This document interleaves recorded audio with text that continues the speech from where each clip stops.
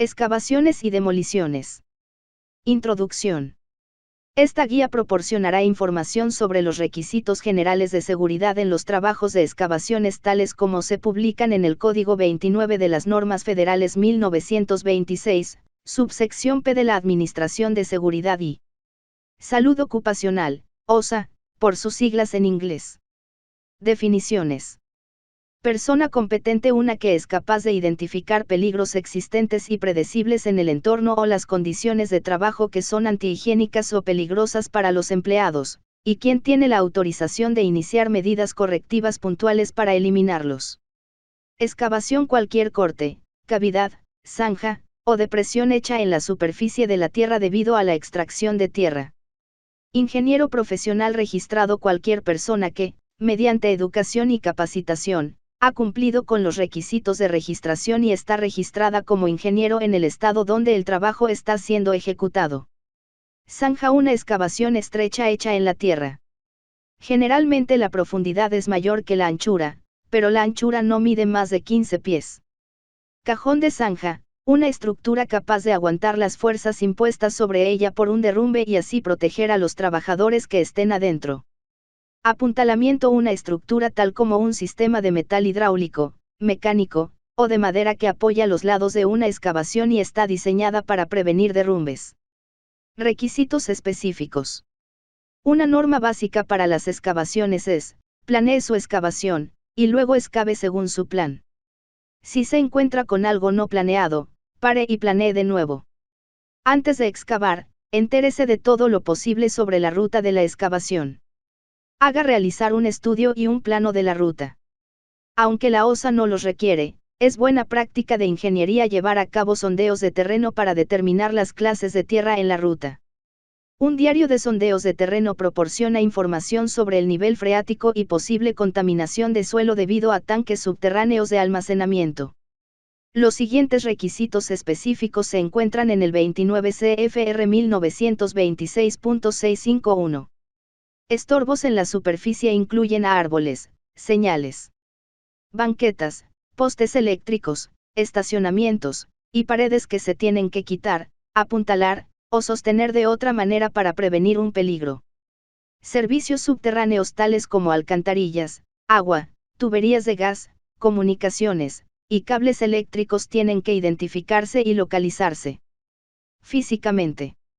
Llame a la empresa local de ubicación de servicios, déles la localización o la ruta y profundidad de la excavación propuesta y pida la ubicación de los servicios. Generalmente la empresa localizadora de servicios requiere un mínimo de 48 horas de aviso previo. Proporcióneles cuanta anticipación como sea posible. Al localizarse, el servicio tiene que desenterrarse físicamente con mucho cuidado.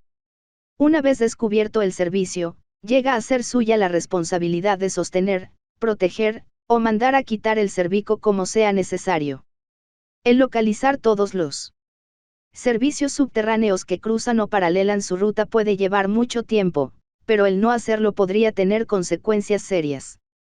En la ciudad de Dallas, hay un promedio de 98 cruces de servicios en una sola cuadra. Las consecuencias de topar con una línea de gas, petróleo o servicio eléctrico subterráneo podrían ser mortales pero evitables. Acceso y salida: cualquier zanja o excavación con 4 pies o más de profundidad tiene que tener una manera de salida. Escaleras y diagonal o rampas tienen que estar ubicadas máximo 25 pies de cualquier empleado mientras esté adentro de la excavación. Otra buena práctica de seguridad es asegurar que las escaleras se extiendan 3 pies arriba de la superficie y que estén amarradas si es posible. Exposición a tráfico vehicular: los trabajadores expuestos al tráfico vehicular tienen que usar chalecos o ropa de alta visibilidad. Exposición a objetos en desplome: bajo ninguna condición deben ser permitidos los trabajadores estar debajo de objetos manipulados por máquinas de levantar o excavar. Los trabajadores tienen que alejarse de vehículos subiendo o bajando cargas. Los operadores de vehículos pueden permanecer en sus vehículos al subir o bajar cargas, con tal de que estén protegidos por una cabina construida según el 29 CFR 1926.601, b. 6. Sistemas de aviso: toda la maquinaria móvil, excavadoras frontales, bulldozers, y camiones de volteo, Tienen que ser equipados con un aparato de aviso tal como una alarma de reversa si es que el operador no tiene vista clara y directa del borde de la excavación. Otras buenas prácticas de seguridad son el uso de señales de mano de un señalador, troncos de paro, barricadas, u otras señales mecánicas. Un operador atento y un señalador que conoce y usa señales de mano correctas constituyen el método más seguro. Atmósferas peligrosas. En excavaciones de más de 4 pies de profundidad con un potencial de atmósfera peligrosa o deficiencia de oxígeno, realice pruebas de aire antes de que entren los trabajadores en la excavación y tan frecuente como sea necesario para asegurar que la atmósfera permanezca segura. La ventilación o protección respiratoria tal vez sea necesaria para proteger a los trabajadores de atmósferas dañinas. Peligros de acumulación de agua. Se prohíbe que los trabajadores trabajen en excavaciones donde se está acumulando agua salvo que se tomen precauciones suficientes para proteger a esos trabajadores contra esos peligros. Esta protección involucra apuntalamiento específico, eliminación de agua, para controlar el nivel de agua que se acumula, cuerdas de vida, arneses, y monitoreo meticuloso por una persona competente. Estabilidad de estructuras adyacentes. No se permite excavar debajo de bases o pies de muros, paredes, banquetas, pavimentos u otra estructura salvo que apuntalamiento o contraapoyos se proporcionan para prevenir derrumbes. La excavación se hace en roca estable. Un ingeniero profesional registrado determina que la estructura está a suficiente distancia que la excavación no se afectará o que la excavación no representará amenaza para los trabajadores.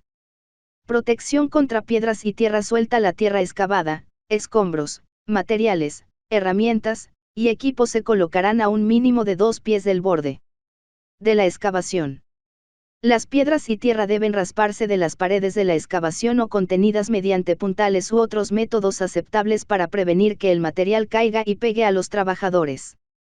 Buenas prácticas de trabajo deben estipular que ninguna persona trabajará en el declive o la escalonada de la excavación arriba de otros trabajadores salvo que los trabajadores abajo estén protegidos de material en desplome. Si es posible y práctico, incline el declive en dirección contraria a la excavación. Esto sirve de propósito doble en prevenir que maquinaria y vehículos accidentalmente entren en la excavación y dirige la lluvia fuera de la excavación. La OSA 1926.100 requiere el uso de cascos donde haya posibilidad de lesiones a la cabeza de objetos en desplome. Las operaciones de excavaciones exponen a los trabajadores a estos peligros en todas las zonas de trabajo durante las excavaciones. Inspecciones. Una persona competente tiene que inspeccionar la excavación y sus sistemas de apoyo para señales de una situación que podría resultar en posibles derrames, indicaciones de falla del sistema de protección, atmósferas peligrosas, u otras condiciones peligrosas. Las inspecciones se harán antes de comenzar a trabajar y tan frecuente como sea necesario por todo el turno. Las inspecciones se harán después de cada temporal de lluvias u otro incidente que contribuya a peligros. Cuando una inspección encuentra pruebas de una situación que podría resultar peligroso al trabajador, los trabajadores expuestos serán alejados del área peligrosa hasta que las precauciones necesarias hayan sido tomadas para asegurar su seguridad. Protección contra caídas. Donde personal y diagonal o equipo tenga que atravesar una excavación, un pasaje o puente será diseñado para aguantar la carga máxima anticipada. El pasaje o puente tendrá guardarrieles estándar que cumplen con las normas de OSA explicadas en 29 CFR 1926. Subsección M. Todas las excavaciones en lugares remotos o desatendidos deben tener barreras adecuadas o protección física para prevenir que personas caigan en la excavación. Al finalizarse, rellene todas las zanjas, pozos, fosas, o huecos tan pronto como sea posible. Conclusión. Aún con la introducción de equipo nuevo y el cumplimiento riguroso de las normas de OSA, muchos trabajadores mueren cada año y muchos más son seriamente lesionados en accidentes de zanjas.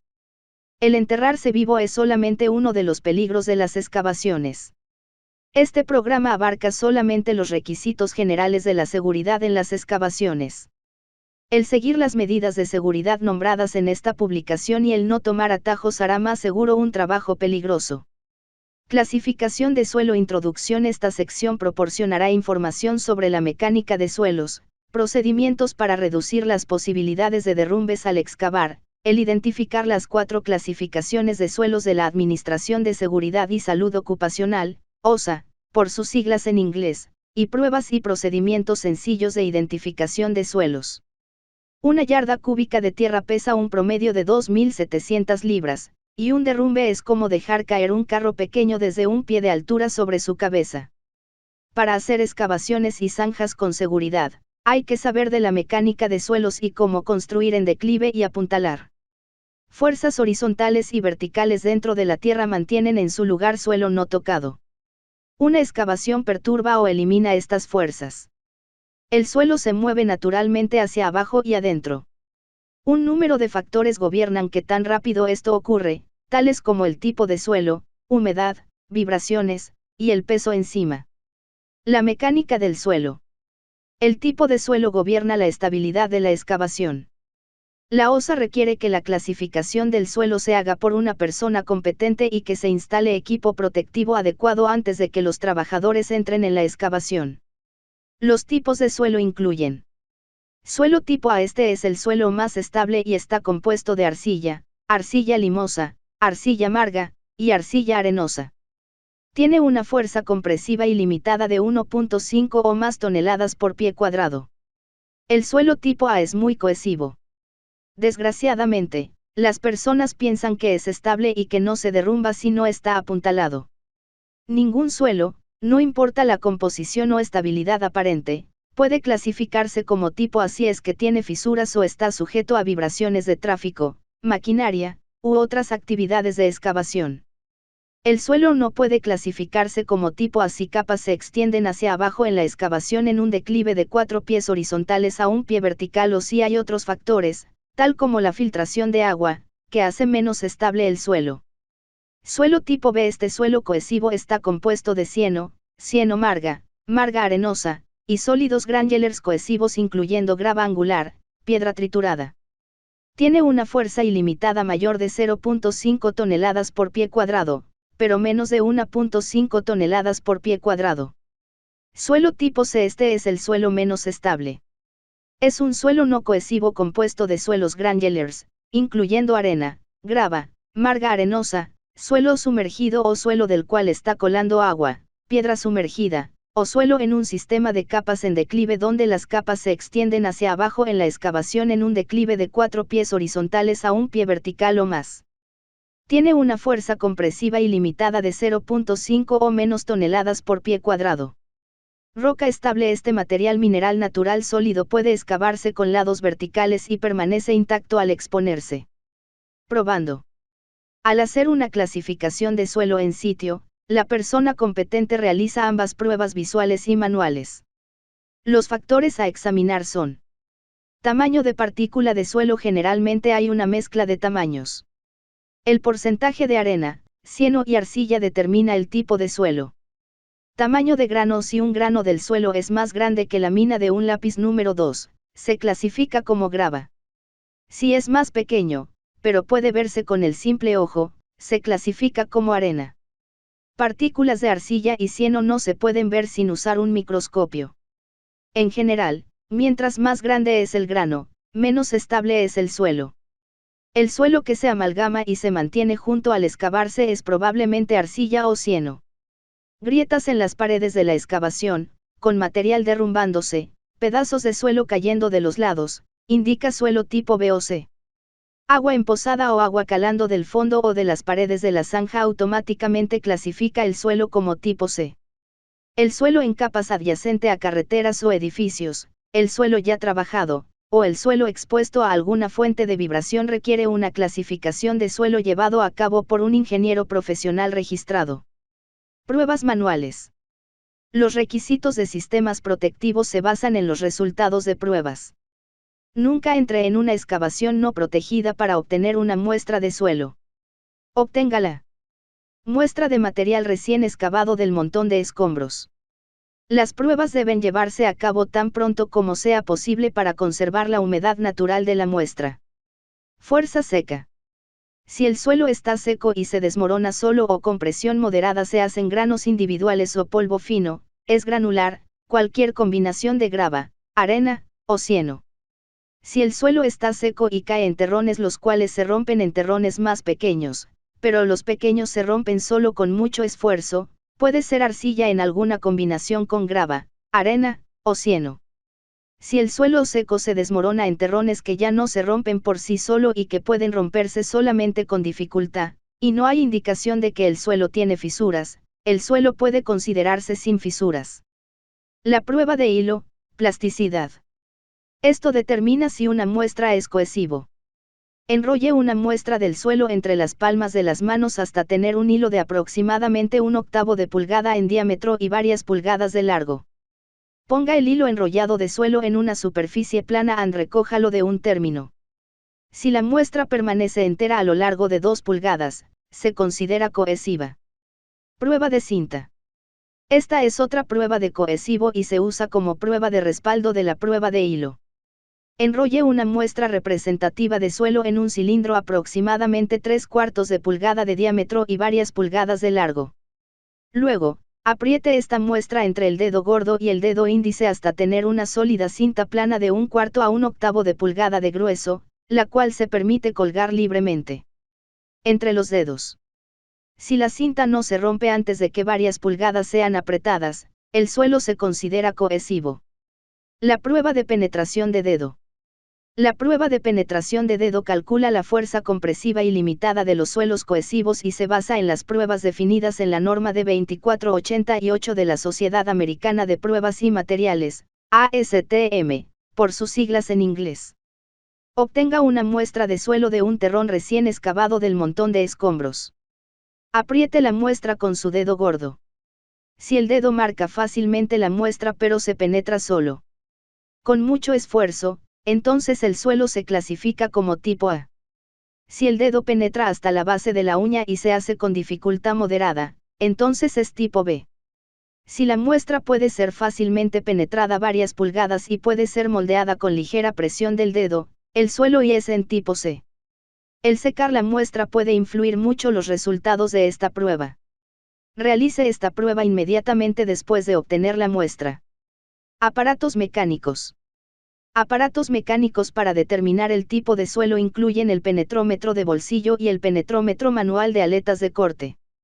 La operación del aparato y la interpretación de los resultados se encuentran en el manual o información del fabricante de estos aparatos. Para una discusión completa de suelos y pruebas, refiérase al CFR 1926 subsección P, apéndice A. Introducción. Esta sección proporcionará información sobre los sistemas de protección que se usan para reducir la posibilidad de muertes y lesiones debido a derrumbes durante las excavaciones.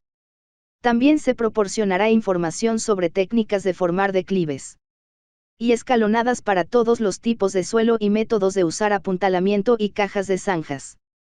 Antecedentes. Salvo en roca estable, la Administración de Seguridad y Salud Ocupacional requiere que trabajadores estén protegidos contra el peligro de derrumbes en las zanjas o excavaciones con una profundidad de 5 pies o más. Hay 4 métodos reconocidos de protección: declives, escalonadas, apuntalamiento, y broqueles, cajas de zanjas. El uso de cualquier de estos métodos o combinaciones de estos métodos depende de factores tales como espacio, tipos de suelo, profundidad, velocidad, y costo. Requisitos. La OSA estipula: cada empleado en una excavación estará protegido contra derrumbes por un sistema de protección adecuado. Hay solamente 2 excepciones cuando no se requiere un sistema de protección: 1, la excavación hecha totalmente en roca estable, o 2, la excavación tiene menos de 5 pies de profundidad y ha sido examinado por una persona competente quien determina que no hay indicación de un posible derrumbe. Declives y escalonadas. Un declive es una medida de protección que corta las paredes de la excavación a un ángulo del piso para resultar en un declive estable. El ángulo del declive se basa en el tipo de suelo. Mientras más plano el ángulo del declive, mayor el factor de protección al empleado, véase figura 1. Suelo tipo A, el ratio es 3/4 pie horizontal para cada pie vertical, 53º del horizontal. Suelo tipo B, el ratio es 1 pie horizontal para cada pie vertical, 45º del horizontal. Suelo tipo C, El ratio es 1:2 pie horizontal para cada pie vertical, 34 del horizontal. El escalonar es el proceso de cortar bancas o escalones en la excavación, véase figura 2. El ángulo usado para escalonar se basa en una ratio de cortes horizontal a vertical. Debe notarse que el escalonar se reserva solamente para los suelos cohesivos. No se permite escalonar suelo tipo C debido a su incapacidad de aguantar una pared vertical.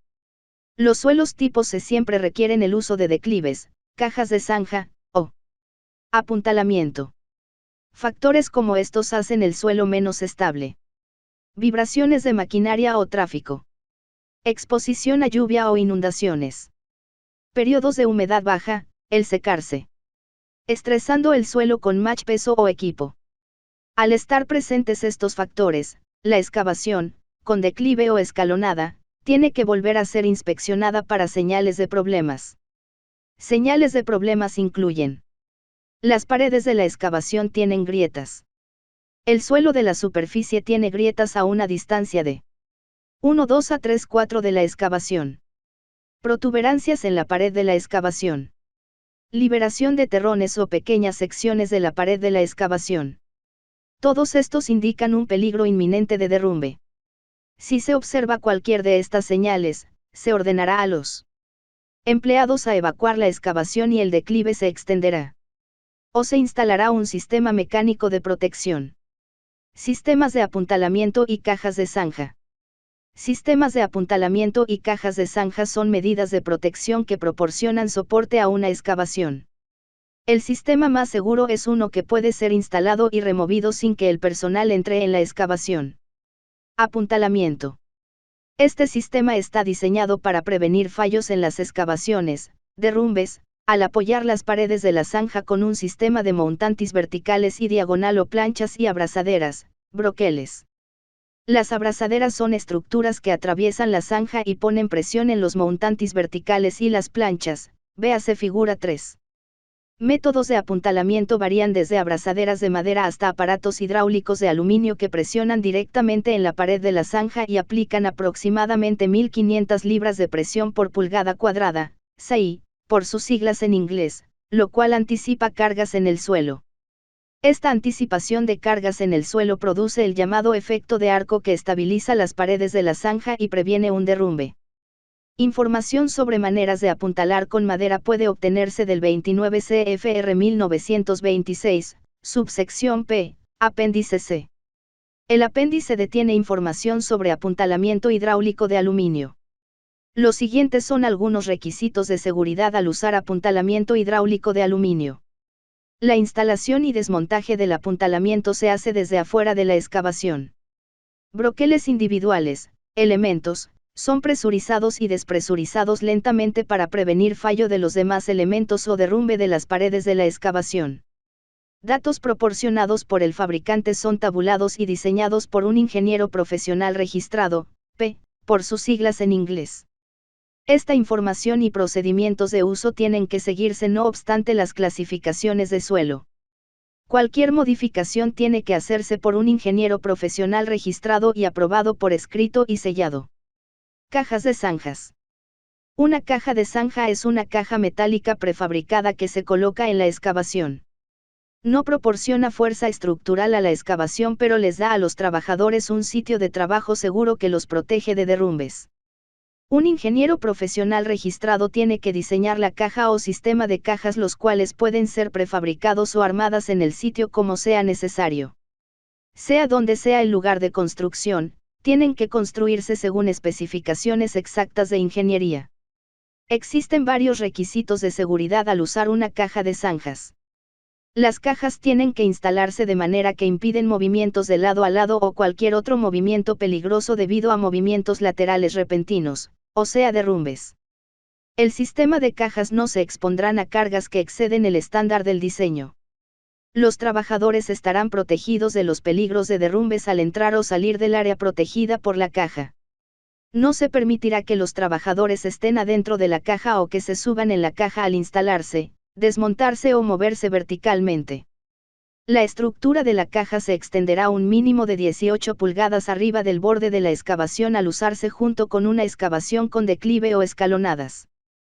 Se permite que la excavación se extienda a una profundidad de hasta 2 pies debajo de la caja con tal de que la caja está diseñada para resistir la fuerza calculada por toda la profundidad de la zanja y no hay indicaciones de un posible derrumbe de atrás o por debajo de la caja mientras está abierta la zanja.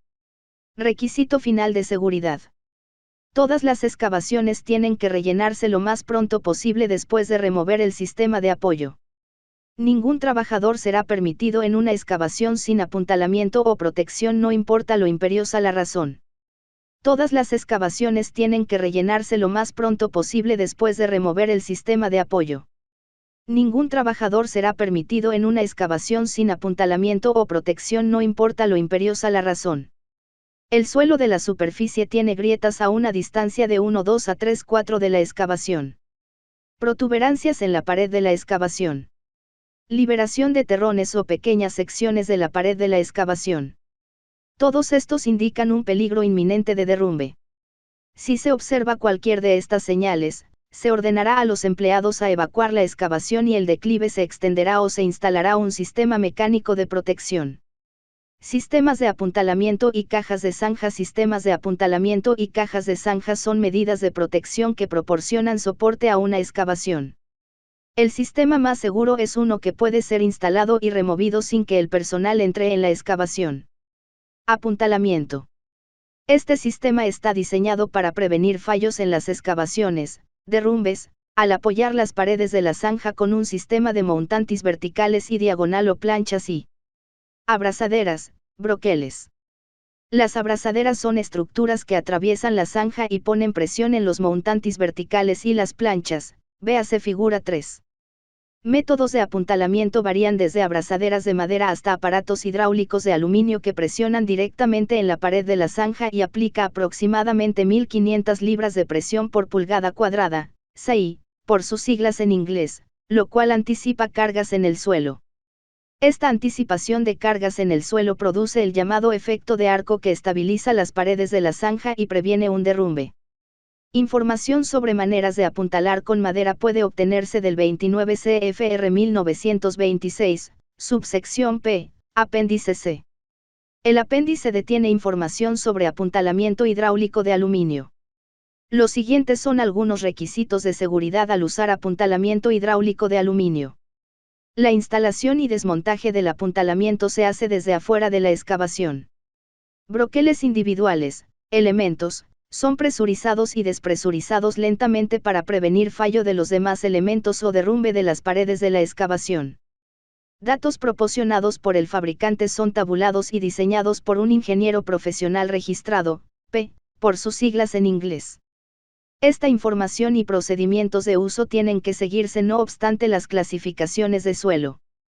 Cualquier modificación tiene que hacerse por un ingeniero profesional registrado y aprobado por escrito y sellado. Demoliciones. 1.0. Propósito. Esta norma establece los requisitos de seguridad ocupacional de la Autoridad del Canal de Panamá para realizar demoliciones de obras civiles en sus instalaciones, con el propósito que las mismas se realicen de manera segura considerando la estabilidad de la construcción y los procedimientos necesarios para la protección de las personas, la propiedad y el medio ambiente. 2.0. Antecedentes. No hay antecedentes. 3.0. Alcance.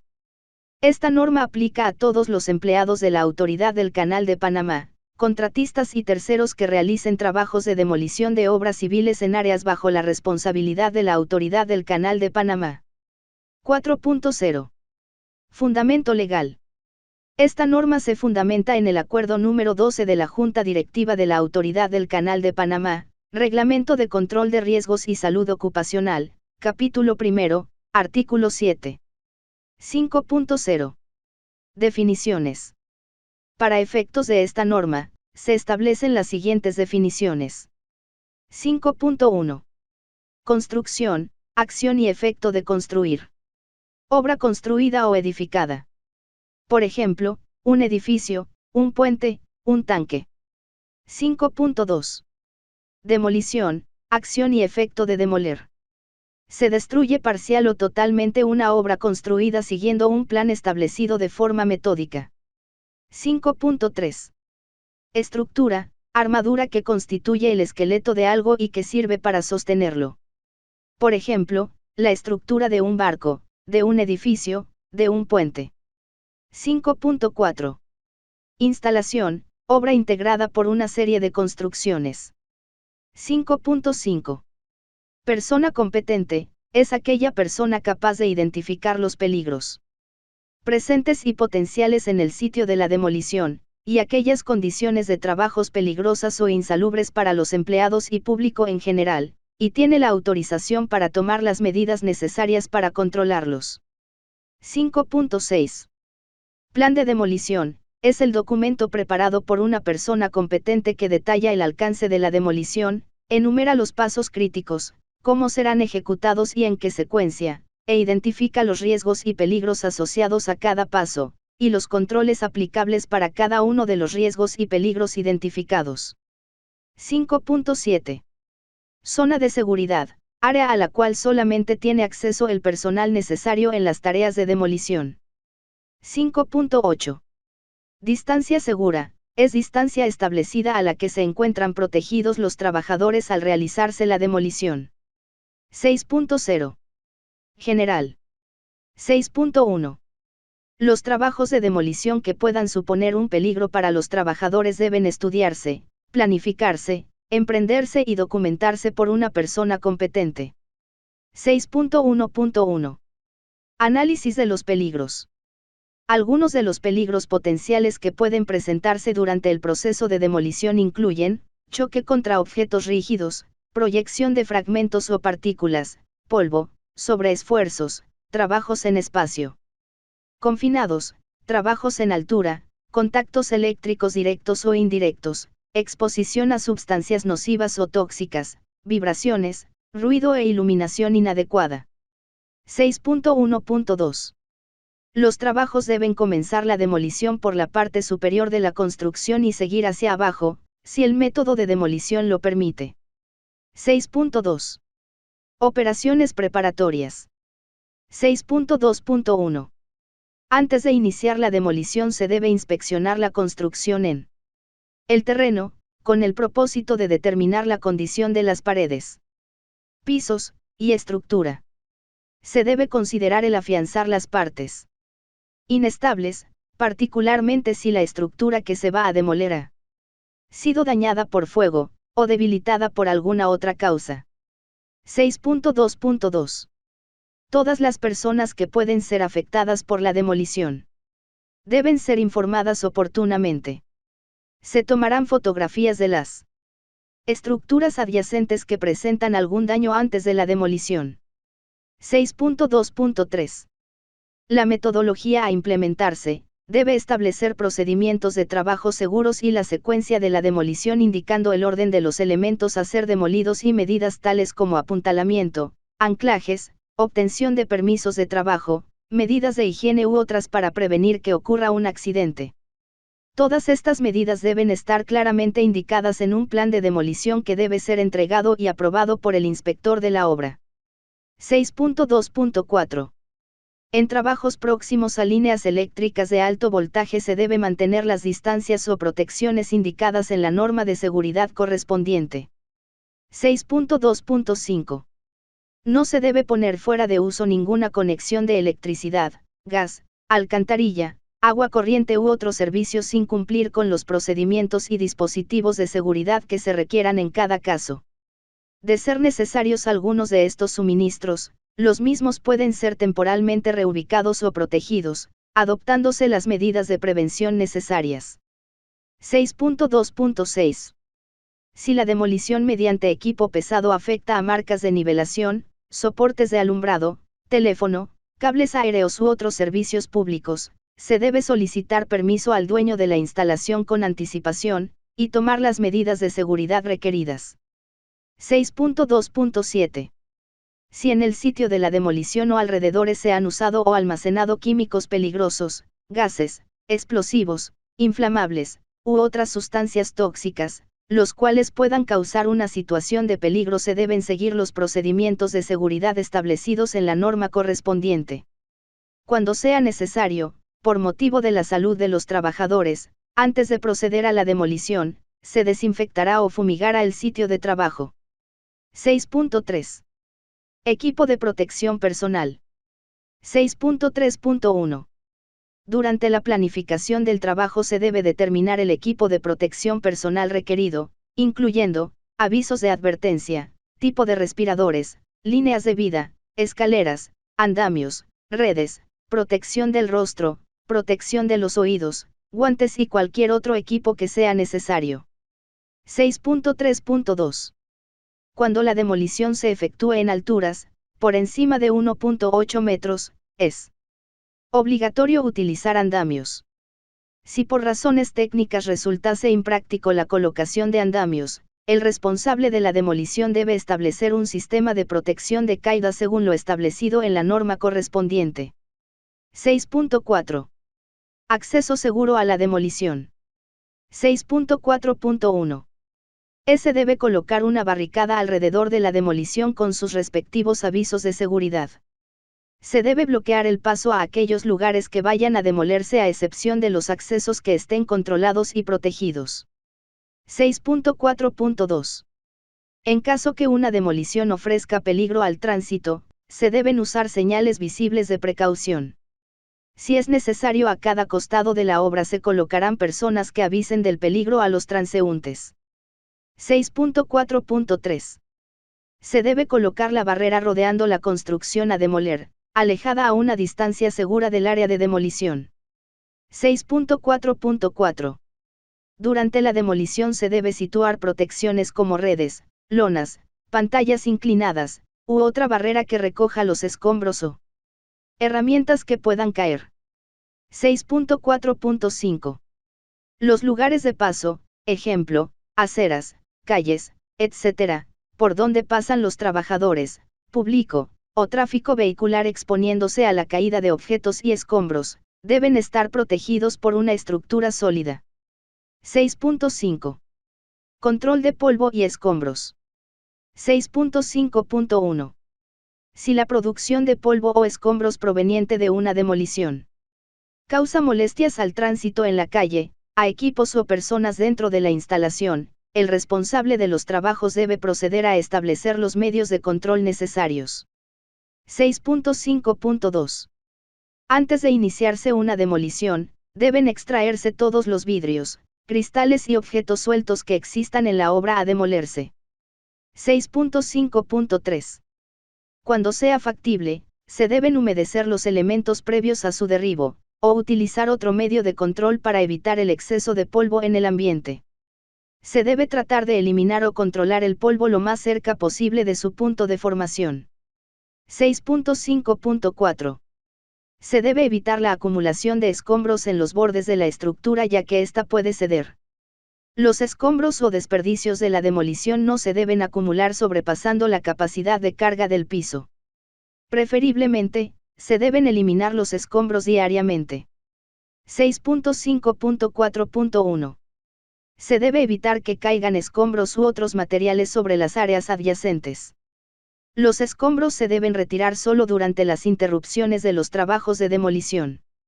6.6. Inspección. 6.6.1. Durante la inspección periódica de la demolición se deben examinar los pisos, las paredes, los miembros estructurales y las fundaciones, tratando de tomar las medidas para evitar que la estructura colapse. 6.6.2. La demolición no debe afectar la estabilidad de estructuras adyacentes. 6.6.3. Nunca se debe trabajar sobre la estructura a demoler. 6.6.4. Nunca se debe trabajar debajo de una estructura que pueda derrumbarse. 6.6.5. Las áreas destinadas para el almacenamiento temporal de los escombros, deben considerar los elementos que puedan ser afectados, tales como, dispositivos de seguridad, boca de agua, tapas y sumideros de alcantarillas, plantas, árboles, luminarias o accesos a instalaciones eléctricas u otros sitios de trabajo. 6.6.6. Los trabajos de demolición deben ejecutarse en su totalidad, de una sola vez, ya que una demolición abandonada de manera insegura puede desplomarse. 6.6.6.1. Al finalizar la jornada no deben quedar elementos en estado inestable que el viento, las condiciones atmosféricas u otras causas puedan provocar su derrumbamiento. Se deben proteger de la lluvia mediante lonas o plásticos, las zonas o elementos de la instalación que puedan ser afectados por aquella. 6.6.7. Durante la demolición de elementos de madera, se deben arrancar o doblar las puntas y clavos. 6.6.8. No se deben sostener las escaleras, andamios u otro sistema de protección de caídas contra alguna parte de la construcción que se está demoliendo. 6.6.9. Cuando se derrumbe una estructura o parte de la misma, los trabajadores deben mantener una distancia segura. 6 de junio de 2010. No se deben depositar escombros sobre los andamios. 6 de junio de 2011. No se deben arrojar indiscriminadamente los escombros. Cuando sea necesario bajarlos desde alturas mayores se deben utilizar rampas, conductos de descarga o cualquier otro sistema seguro. 6 de junio de 2012. Se deben rodear con vallas o barreras toda la trayectoria de las aberturas en los pisos superiores por donde se arroje el material. 6 de junio de 2013. Las estructuras resistentes de hormigón, mampostería o acero deben retirarse a través de medios mecánicos. 6 de junio de 2014. El equipo mecánico utilizado durante la demolición debe colocarse sobre un piso o estructura que pueda soportarlo. 6 de junio de 2015. Los miembros estructurales que soportan carga no deben removerse o cortarse si la carga no ha sido removida. 6 de junio de 2016. Terminada la demolición, se debe limpiar totalmente el área eliminando cualquier situación de peligro. 6.7. Protección contra incendios. 6.7.1. Se debe disponer, en el sitio de trabajo, de equipo de extinción de incendios y un procedimiento de emergencia. 6.8. Capacitación. 6.8.1. El trabajador debe ser instruido sobre los procedimientos de seguridad y los riesgos que puedan presentarse durante la demolición. 6.8.2. El personal que realiza la demolición dentro de una instalación debe tener conocimiento sobre las indicaciones del plan de desalojo de la misma. 6.8.3. Los contratistas proveerán adiestramiento a sus trabajadores. 6.9. Distancia de seguridad. 6.9.1. Se deben establecer las condiciones, zonas de seguridad y otras precauciones a adoptar de acuerdo a las características, métodos de trabajo y equipos utilizados. 6.9.2. En caso de demolición por tracción, todos los trabajadores deben encontrarse a una distancia de seguridad. Para el manejo de cables y equipos pesados se seguirán los procedimientos establecidos en la norma correspondiente. 6.9.3. En caso de demolición por golpe, peso oscilante o bola de derribo, se debe mantener una zona de seguridad alrededor de los puntos de choque, acorde a la proyección probable de los materiales demolidos y a las oscilaciones de la bola o martillo. 6.9.4. Cuando se realicen demoliciones con explosivos, se debe respetar la distancia de seguridad establecida. 6.9.5. Cuando se utilicen equipos tales como palas mecánicas, palas de derribo, cuchara de mandíbula u otras máquinas similares, se debe mantener una zona de seguridad alrededor de las áreas de trabajo. 7.0. Responsabilidades. 7.1. Las responsabilidades para asegurar el cumplimiento con esta norma están descritas en la Norma de Gestión de Seguridad y Salud Ocupacional de la Autoridad del Canal de Panamá. 7.1.1. El dueño o usuario de la instalación es responsable de garantizar la protección de todas las personas que puedan ser afectadas durante la demolición. 8.0. Consultas. Toda información o aclaración sobre el contenido o aplicación de la presente norma debe ser solicitada por escrito a Unidad de Seguridad e Higiene Industrial. 9.0. Excepciones. Las desviaciones o excepciones temporales en el cumplimiento de la presente norma deben ser solicitadas por escrito a la Unidad de Seguridad e Higiene Industrial.